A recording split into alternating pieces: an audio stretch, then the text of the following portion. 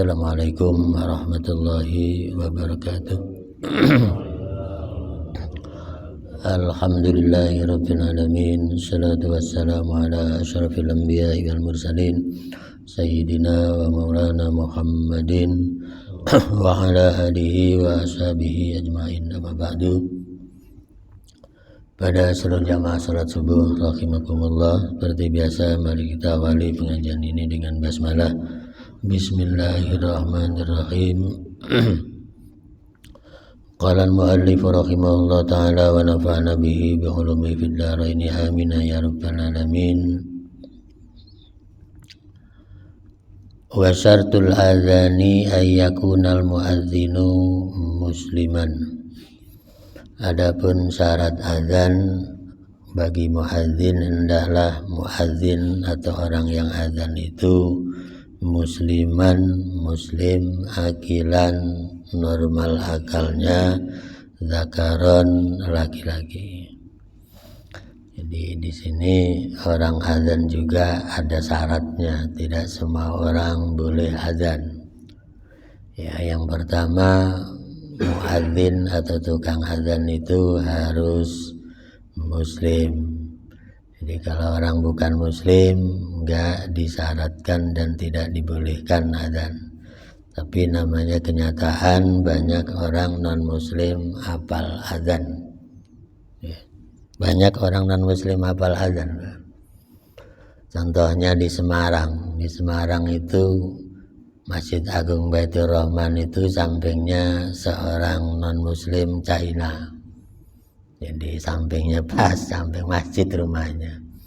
Kebetulan rumahnya itu samping speaker, ya, pengeras suara. Jadi anak-anak orang non-muslim yang samping masjid ini hafal semua azan. Anaknya kan main-main sehari-hari kan, tiap hari dengerin azan, mungkin hafal dengan sendirinya. Jadi kalau main sama teman-temannya dia hafal azan itu. Tapi walaupun azan kan dia tidak ada perintah azan untuk orang yang bukan muslim. Ya karena azan itu isinya menyerukan supaya orang sholat. Masa orang non muslim suruh sholat? Kan tidak ya. Kemudian akilan. Jadi harus orang yang normal. Kalau orang gila gak memenuhi syarat azan. Yang ketiga, zakaron. Azan itu syaratnya laki-laki. Jadi walaupun jago azan, perempuan gak disuruh azan bagus ya. Ya kan banyak perempuan yang suaranya bagus azannya, tapi gak disuruh di sini. Wahalil azanu afdalu minal imama amla fihi khilafun as-sahihu indar rafi'i wa nas'ali syafi'i annal imamata afdalu. Ya sekarang kalau ada pertanyaan azan dengan jadi imam, itu pilihannya yang lebih bagus yang mana? Milih jadi muadzin, milih jadi imam gitu. Ini ada pertanyaan gitu. Nah di sini kata Imam Syafi'i menurut qaul shahihnya imam menjadi imam lebih afdal daripada muadzin. Ya tapi menurut Imam Nawawi qala huwa qaulu aktsari ashabina annal adzan afdal. Ya tapi menurut mayoritas ashabus Syafi'i mengatakan azan lebih afdal daripada jadi imam. Ya, wa nasabi ala karahatul imam wa alam annal adzan muta'alliqun binadzal. Maksudnya gini, Imam Syafi'i menyebutkan bahwa kalau muadzin gabung dengan jadi imam itu tidak baik. Karaha itu makruh. Boleh tapi tidak baik. Ya malumlah namanya zaman berkembang, kadang-kadang maju, kadang-kadang mundur Islamnya. Ketika maju muadzin banyak, imam banyak. Ketika mundur satu doang, muadzin sama imam jadi satu, karena nggak ada orang. Ya kan kadang-kadang perkembangan kayak begitu. Ya udah azan, mana imamnya nggak datang-datang, ternyata nggak ada imamnya. Mau tidak mau muadzinnya sekaligus jadi imam. Itu nggak dilarang, nggak, cuman kata Imam Syafi'i karoha, makruh. Masa diborong muadzin dia imam dia. ya tapi boleh, cuman makruh gitu, nggak afdol. Ya, ini kadang-kadang terjadi kan perubahan mundur ada, perubahan maju juga ada. Ya. Nah itu situasional kan berarti. Wa'lam annal adzan muta'alliqun binadzaril muadzini la yahtaju fihi illa muraja'atil imam wa al-mal iqamah tata'allaqu bi idznil imam. Ini sedangkan azan itu berkaitan dengan nazaril muadzin, ya, dengan pendapat muadzin itu sendiri. Jadi nggak perlu harus cerita tentang jadi imam, nggak usah. Memang dia azan ya azan aja. Makanya zaman Nabi, walaupun sahabat Bilal jago azan, Nabi nggak pernah nyuruh jadi imam. Itu sahabat Bilal. Muadzin spesialis Rasul yang begitu hebat suaranya, tapi Nabi nggak suka nyuruh jadi imam. Karena sebaiknya muadzin sama imam itu terpisah gitu. Iya, tapi kalau terpaksa ya mau tidak mau azan dia imam. Masa tiap kue kepaksa banget? Ya tiap kue kepaksa katanya. Ya, dibagi-bagilah. Ya, itu terlalu kelewatan, nanti berlebihan semuanya dia, ya. Ya. Sedangkan qomat di sini iqamah berkaitan dengan izin imam. Maksudnya apa? Ya, kan kalau qomat memang hubungannya dengan jamaah, otomatis terkait dengan imam gitu. Tapi kalau azan kan nggak ada perintah suruh jamaah, cuman disuruh sholat. Mau sholat sendiri boleh, nggak sholat sendiri juga boleh gitu kan. Tapi kalau qomat memang hubungannya dengan imam, karena qomat itu nyuruh sholat yang terkait dengan jamaah. Maka di sini jadi anjurkan dapat izin dari imam untuk qomat. Ya maksudnya apa? Orang ngajak sholat itu kan otomatis kualitas yang ngajak sholat dengan yang jadi imam harus sama-sama berkualitas, sehingga kebenarannya harus diukur dengan baik antara imam dengan muadzin orang yang qomat. Titik, ya, ini di ujung pembahasan masalah azan. Titik. Wa ba'da dukhuli fiha syai'ani. Adapun kesunahan setelah masuk sholat, kalau tadi azan kesunahan sebelum sholat, kalau ini kesunahan setelah masuk sholat. Ya, di sini kesunahan setelah masuk sholat yang pertama at-tasyahudul awal, tasyahud awal, atau kita sering nyebut tahiyat awal, ya. Yang benar memang tasyahud awal. Kalau tahiyat ula, ya bahasa Arabnya mah ya, tapi nggak ada masalah, sudah jadi bahasa Indonesia. Tahiyat awal, duhur 2 rakaat duduk, namanya tasyahud awal, atau kita sebut tahiyat awal. Hukumnya sunnah, tapi sunnahnya sunnah ab'ad. Sunnah ab'ad itu nilainya di atas sunnah muakkadah, mendekati wajib. Ya, maka kalau tasahud awal, tahiyat awal misalnya lupa, ketinggalan, maka disuruh sujud sahwi, karena kategorinya bukan sunnah biasa tapi yang disebut sunnah ab'ad. Itu. Kemudian yang kedua, wal kunutu fis subhi. Ya, sunnah setelah masuk sholat, sunnah ab'ad lagi adalah baca kunut dalam sholat subuh. Wa fil witri, dan dalam sholat witir. Sholat witir itu ada kunut finis fil akhir, di separuh yang akhir min syahri Ramadan, dari bulan Ramadan. Nah di sini orang Islam nyebut kunutan. Ya, artinya 15 Ramadan sampai akhir sholat witirnya ada kunutnya, itu juga sunnah dalam kitab ini. At-tasawudul awal sunnatun fi sholati lima rawahu. Ini referensinya ya hadis riwayat Abdullah bin Bukhaina bahwa Rasulullah qama fi sholati zuhri wa alaihi julusun. Jadi Nabi sholat duhur dapat 2 rakaat, Rasul duduk.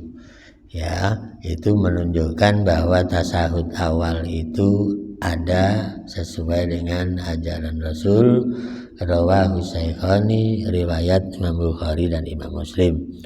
Ya, ini wa amma masru'iyatu fal ijma' munaqadun ba'da sunnah asy-syarifah ala dzalik.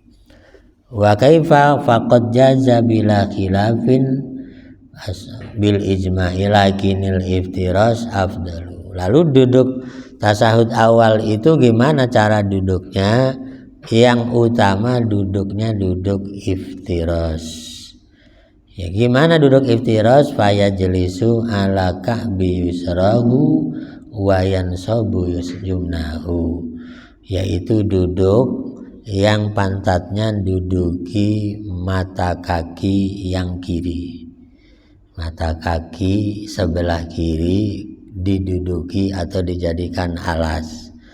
Wayan sobu yumnahu, yang kemudian membiarkan kaki kanan tetap memanjat jari-jarinya. Wayadohu atrofa asabi'ahul yumna lil kiblati, meletakkan unjung jari kanannya menghadap kiblat. Jadi duduk iftiras itu ya, mata kaki kiri diduduki, kaki kanannya tidak, tetap menghadap kiblat seperti semula. Itu ya, makanya ini afdolnya. Artinya kalau yang lain boleh nggak? Ya boleh, karena dia mungkin nggak bisa, atau mungkin kakinya kaku, mungkin kakinya jemper, ya itu kan namanya ada uzur. Tapi kalau nggak ada uzur, ya duduknya iftiras itu afdol, kan? Nah di sini jadi beda namanya duduk iftiras dengan duduk yang namanya tawarruk nanti di tasyahud akhir. Ya ini yang duduk tasyahud awal. Ya. Kemudian wayat doa abdal wa amal kunutu fayustahabu fi tidalis saniyah fi subhi. Adapun kesunahan kunut dianjurkan, diperintahkan ketika iktidal kedua dalam salat subuh. Alasannya hadis riwayat sahabat Anas bin Malik di mana Rasul bersabda, mazala Rasulullah yaqnutu fi subhi hatta faraqad dunya, rawahu Ahmad. Rasul senantiasa membaca kunut dalam salat subuh hatta faraqad dunya, sampai beliau wafat. Ya, rawahu Imam Ahmad wa ghairi, hadis riwayat Imam Ahmad dan juga yang lainnya. Ya, wa qala Ibnu Salah qad hakama bi sihhatihi ghairu wahidin minal khuffat. Dan ini disetujui oleh para ahli hadis yang lain, diantaranya selain Imam Ahmad adalah Imam Hakim, Imam Baihaqi dan juga yang lainnya. Bahkan qala al-Baihaqi al-amalu bi muqtadahu anil khulafa'il arba'ah.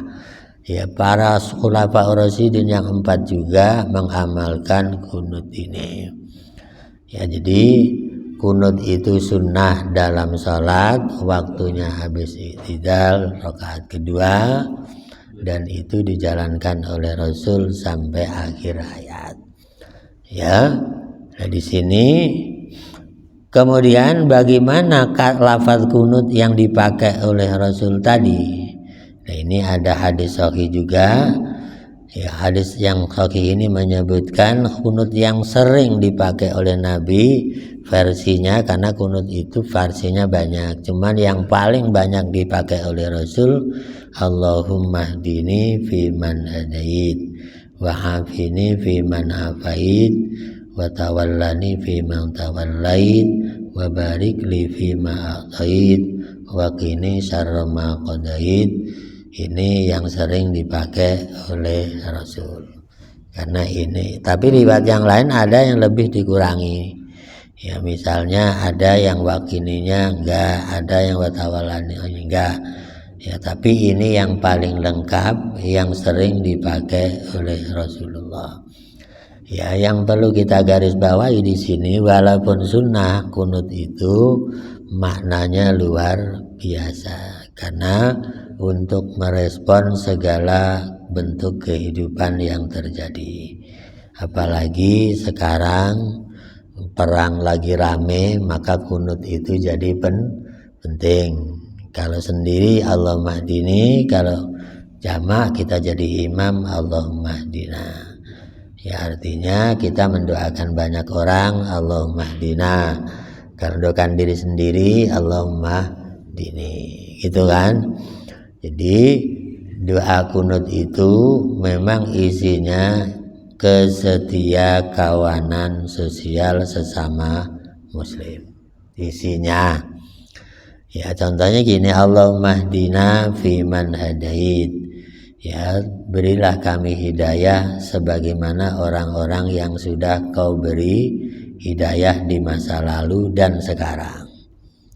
Itu. Jadi begini, hidayah itu ini urusannya apa sejarah hidayah di sini? Begini, dulu ketika Rasul hijrah ke Madinah dengan para sahabat, itu tidak semua sahabat ikut hijrah sejarah awalnya. Kenapa? Karena namanya perjalanan 450 kilo itu bukan dekat. Ya maka sahabat yang kakinya pincang tidak ikut. Mana kuat jalan 450 kilo. Kemudian yang lagi sakit juga nggak ikut hijrah. Kemudian perempuan-perempuan juga yang sifatnya fisiknya sudah nggak mampu juga tidak ikut hijrah. Lah, ketika Nabi sudah sampai ke Madinah, Yathrib waktu itu namanya, ya kemudian Nabi dapat berita dari Umar, karena Umar nggak ikut hijrah waktu itu. Nabi berangkat sama Abu Bakar. Lah Umarnya nggak ikut. Ya, kenapa Umar nggak ikut? Karena Umar ingin menjaga situasi dulu. Karena dia menjadi keamanan. Yang lain hijrah dulu silahkan. Nah, Umar ingin melihat yang nggak hijrah ini. Gitu. Nah, ketika itu orang-orang yang nggak mampu, nggak kuat hijrah itu disiksa oleh Abu Jahal dan kawan-kawan. Ada yang matanya dicongkel. Ya namanya mau bunuh Nabi nggak bisa, akhirnya yang ketinggalan disiksa habis-habisan. Ada yang congkel matanya, ada yang digebukin, ada yang duburnya disundut dengan api, macam-macam. Lah dari situ berita dari Umar sampai ke Rasul tadi ke Madinah, kemudian Nabi baca kunut. Itu sejarah kunut namanya kunut nazilah. Kunut tolak bala. Kunut membela orang yang sedang ditindas habis-habisan. Jadi congkel mata itu kan luar biasa. Nah, apakah masih relevan sekarang? Ya sekarang relevan, lagi perang, Palestinanya lagi perang, Yordania, Libanon lagi perang dan seterusnya. Berarti kunut juga masih berlaku sampai sekarang. Ya, maka kunut itu isinya kesetia kawanan sosial. Cuman di sini dijelaskan lagi, amma fi sholati subhi fakana yaknutu Rasulullah hatta farakat dunya. Adapun kunut dalam salat subuh dibaca oleh Rasul sampai akhir hayat. Nah, di sini cuman sunnah, bagi yang kunut silakan, yang tidak juga dipersilakan. Tapi Nabi menjalankan seumur hidup. Itu isinya. Ya ini yang kedua. Allahumma hdini fi man hadait wa afini fi man afait. Ya, jadi orang-orang yang nyiksa tadi itu kan nggak dapat hidayah, maka Nabi mendoakan Allahumma hdina fi man hadait. Kalau dia dapat hidayah nggak mungkin menyiksa. Udah jelas nggak kuat jalan, orang sakit kok malah dizalimi. Kemudian wa afina fi man afait. Berilah kita afiat. Afina itu afiat.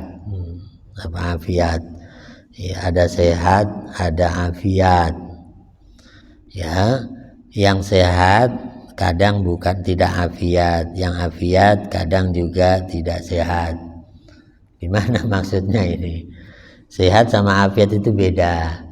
Kalau sehat unsur dari dalam, kalau afiat unsur dari luar. Itu orang badannya sehat, hatinya sehat, pikirannya sehat, tapi kadang-kadang ditabok orang beletak, namanya tidak afiat. Ya kan ya. Jadi afiat itu faktor luar. Ya, ada orang badannya sehat, semuanya sehat, tiba-tiba ada isu. Ya, difitnah orang begini dan begitu, namanya tidak afiat, diserang dari luar. Makanya kalau cerita perang itu Nabi doanya bukan minta sehat kan. Ya, kamu jangan berharap ketemu musuh dalam perang, tapi mintalah afiat dalam perang. Jadi bukan minta sehat dalam perang, minta afiat dalam perang. Apa itu? Artinya dia perang, dibom gak kena, ditembak gak kena, namanya faktor luar kan bagus ya. Musuh itu memukul, menembak segala macam gak kena, namanya afiat, gitu kan? Nah itu makanya di sini kita berdoa untuk diri sendiri tetap afiat, tidak ada bahaya yang mengancam dari luar diri kita, gitu kan? Wa afini fi man, kemudian wa apa ini lanjutannya, wa tawallana atau wa tawallani fi man tawallait.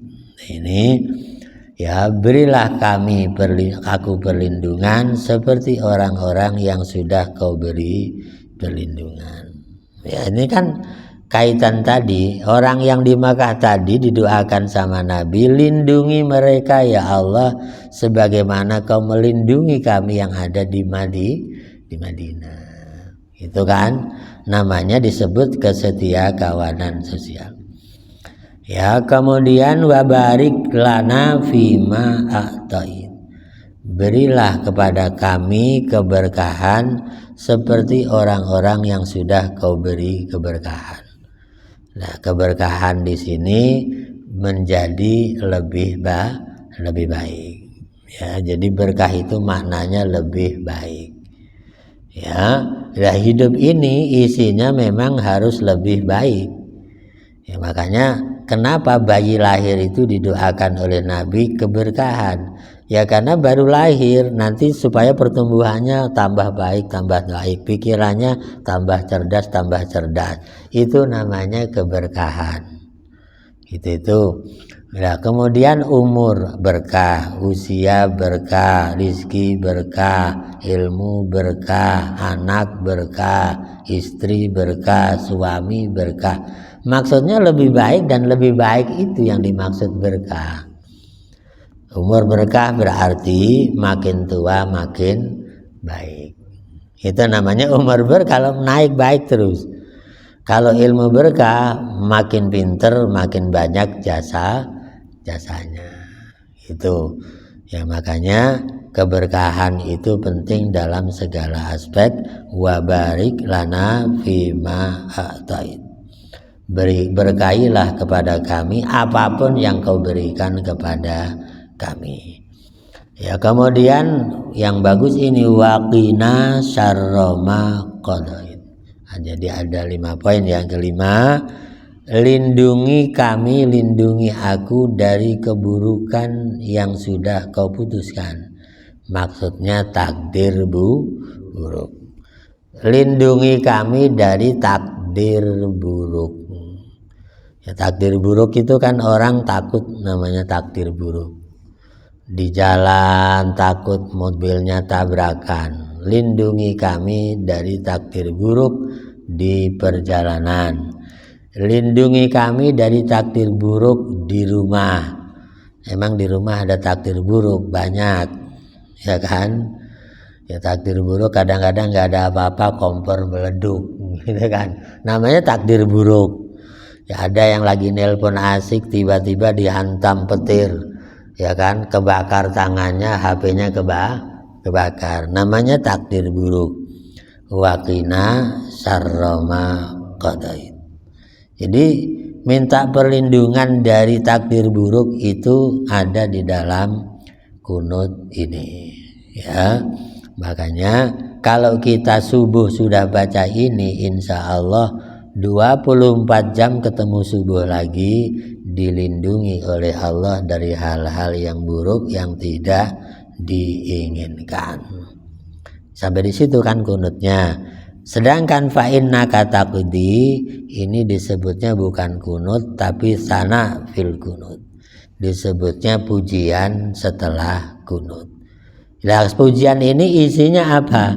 Isinya merespon doa kunutnya.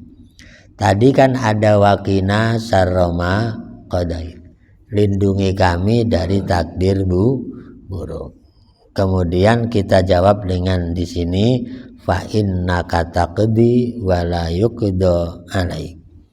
Ya, karena engkau Allah yang maha menentukan takdir apapun. Tetapi tidak ada seorang pun yang bisa berkaitan merubah takdirmu itu. Jadi fa innaka taqdi wa la yuqda alaik itu maksudnya engkau maha memutuskan tapi engkau tidak bisa diputuskan, gitu kan? Yang kalau bahasa kita, Allah yang menciptakan takdir dan Allah tidak bisa ditakdirkan oleh siapapun. Ya, kembali kepada kemahasempurnaan Allah. Apapun Allah yang engkau putuskan kepada kami adalah hakmu, tapi kami minta lindungi kami dari takdir yang buruk itu. Itu ya, cuman takdir baik dan takdir buruk semuanya hak Allah dan kita wajib menerima. Takdir baik untuk disyukuri, takdir buruk untuk disabari. Kan begitu kan? Jadi karena apa? Karena liku-liku hidup kadang nikmat, kadang tidak nikmat. Kadang senang, kadang tidak senang. Tetapi jadikanlah kesenangan sebagai pelajaran, jadikanlah ketidaksenangan juga menjadi pelajaran. Itu kan, ketika orang sakit makan gak enak, jadikanlah pelajaran sakit itu untuk introspeksi diri bahwa nikmat Allah sedang dicabut. Maka kita minta dikembalikan nikmat makan itu dengan cara disembuhkan lagi. Kalau sembuh lagi, maka makannya jadi nikmat lagi. Jadi semuanya kayak begitu. Ya, cuman kadang-kadang nerima takdir buruk itu berat. Tapi nerima takdir baik juga kadang-kadang berat. Karena apa? Karena tidak mampu. Ya. Kalau orang nggak pernah sekolah ngitung aja nggak bisa, lalu dikasih uang 5 triliun, kira-kira makainya gimana? Ngitungnya aja nggak bisa. Ya, nah, makainya gimana bingung lagi karena ngitungnya aja nggak bisa. Ya, artinya orang dikasih nikmat juga kadang-kadang nggak kuat gitu. Ya, makanya orang itu selalu doa, beri kami nikmat seukur yang Allah beri kemampuan kepada kami. Karena banyak orang dapat nikmat malah meninggal. Banyak loh bagus. Dulu ada orang, ya orang Jakarta, jual tanah di sekitar Senayan. Tanahnya kan mahal, Senayan itu paling mahal bagus. Kalau di sini kan tanah nggak seperti Senayan. Di sini 50 juta itu dapat banyak, Senayan dapat 1 meter. Ya kan ya. Kalau Senayan 50 juta itu dapat 1 meter tanahnya. Lah dia rupanya orang Betawi asli, jual tanah laku sampai hampir 100 miliar. Ya, gede kan? Ya. Lah tapi karena orang Betawi kan orangnya megang kesantriannya kuat. Kata yang beli, Pak, uangnya dibayar lewat bank aja, nanti Bapak ngambil di bank ya. Kata orang Betawi, nggak bisa, namanya jual beli kan harus mutakobit. Ini uang, ini surat gitu kan maksudnya. Nama orang Betawi, uangnya ini, suratnya ini, namanya takobut kan. Dalam fikihnya kan begitu, saling menerima. Ini surat tanahnya, ini uangnya, pengennya gitu tuh, nggak mau dibayar lewat bank. Ya kan 100 miliar itu lumayan banyak. Ya udah kalau begitu ya udah Pak. Akhirnya orang itu ke bank, mobilnya joknya diturunin semua, diganti dengan uang dari bank 100 miliar itu. Ya. Akhirnya diserahkanlah, takobut kan di kayak pikir kan. Ini tasabatan tangan. Lah begitu nerima dia saking senangnya dapat uang banyak. Dia tertawa di depan saudara-saudaranya. Ya wah, alhamdulillah saya kaya gitu kan ya. Begitu lagi teriak begitu nyawanya hilang. Teriak tadi saking senengnya, nyawanya hilang di depan begini ini, di depan saudaranya. Saking senengnya nyawanya hilang. Lah orang jadi ribet lagi, mana ini dapat rezeki banyak gak kuat, malah menghadap Allah. Kan ya. Lah itu jadi banyak orang dapat takdir baik tidak kuat juga ada. Itu namanya nerima takdir baik tidak kuat. Makanya nikmat itu yang kita kuat. Kalau Allah ngasih segitu berarti memang kuatnya segitu. Karena kalau dikasih lebih takutnya kayak tadi itu tidak kuat. Ada lagi nerima takdir buruk juga kadang-kadang tidak kuat. Ya kan? Ini mau di kampung saya pernah, ini petani, karena daerah saya kan petani. Sama juga Pak Agus petani juga kan ya. Petani orang paling kaya Pak Haji ceritanya. Sawahnya ampun deh ratusan hektar. Ya kan? Begitu mau panen besok, semua kulinya disiapkan di rumah semalaman, masak-masak, besok mau manen padi. Ya, begitu habis sholat subuh Pak Hajinya duluan. Dah kalian berangkat belakangan, saya ke sawah duluan habis sholat subuh. Begitu sampai ke sawah, sawah yang mau dipanen itu Pak Agus, semuanya kosong, busuk. Padahal ratusan hektar. Ya udah mau dipanen sampai ke sawah subuh itu ya kosong, nggak ada berasnya, busuk gitu, gabuk. Padahal sorenya udah mau dipanen. Hanya semalam gabuk semua. Akhirnya dia langsung kaget di sawah gabuk semua, ngeblak dia tuh ngeblak, pingsan ya. Dia langsung pingsan di sawah. Ya dilihat sama yang awal udah nggak ada nyawanya di tengah sawah. Ya itu. Jadi orang ketemu musibah takdir buruk begitu nggak kuat langsung meninggal di tengah sawah. Itu juga kayak begitu ujian Allah.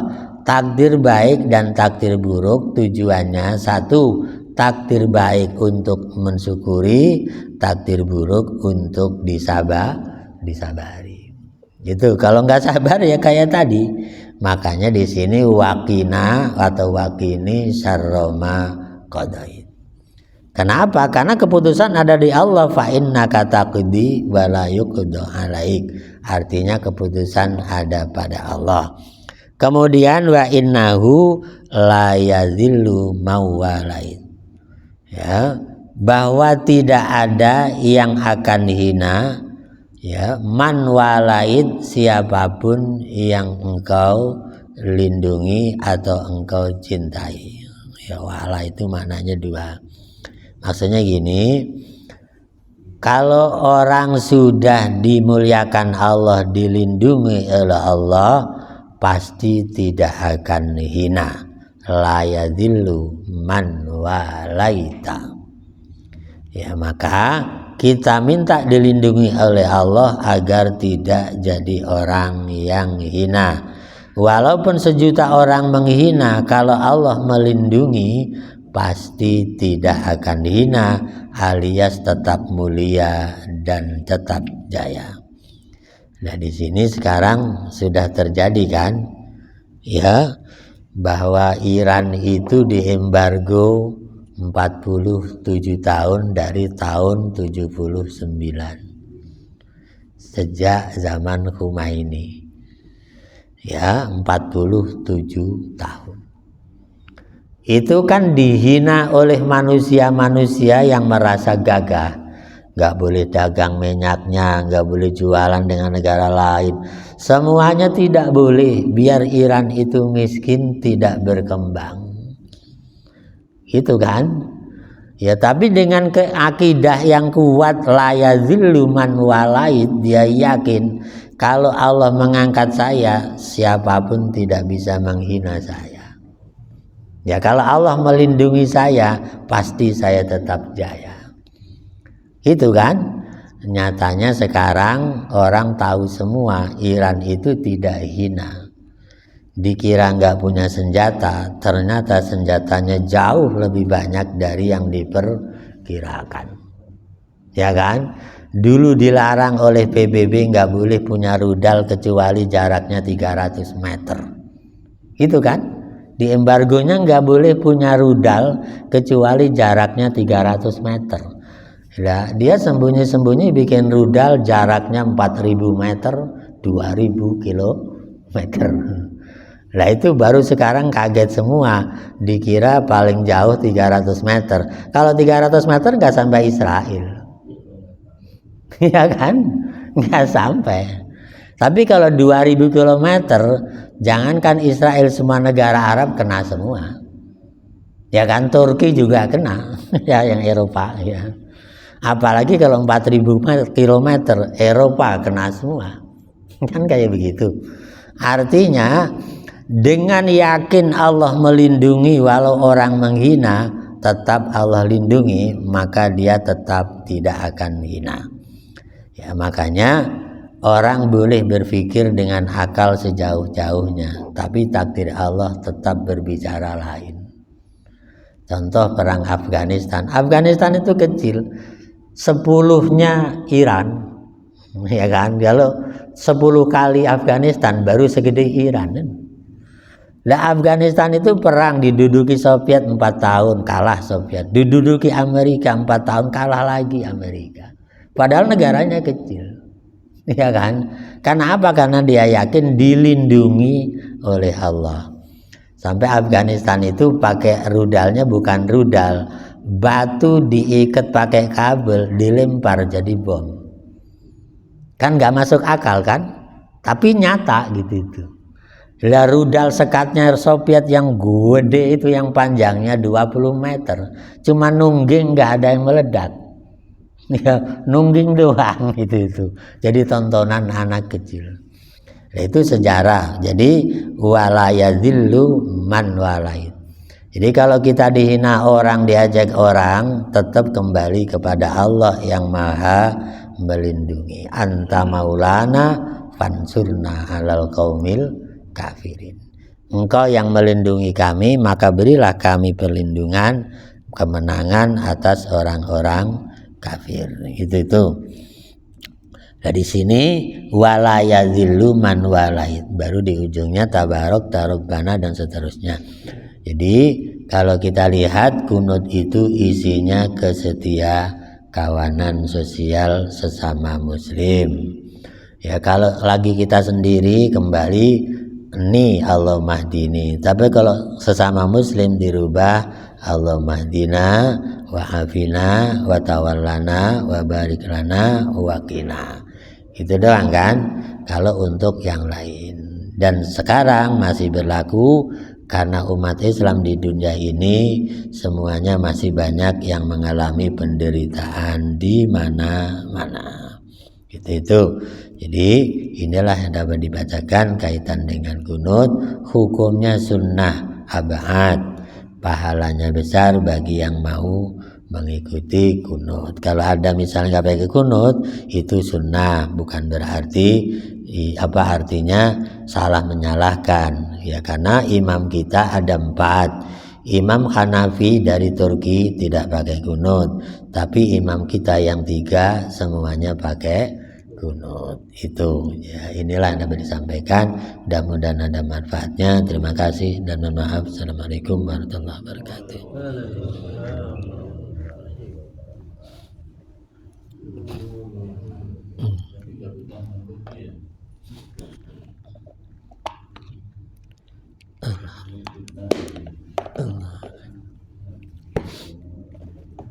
Aduh, minum Pak Haji.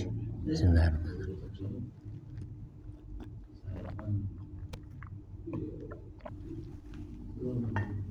Alhamdulillah.